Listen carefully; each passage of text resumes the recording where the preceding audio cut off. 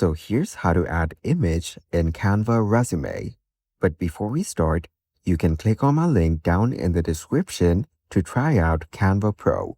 First off, on the Canva homepage, go to the left panel and tap on Create. Here, go to the search bar at the top and type in Resume.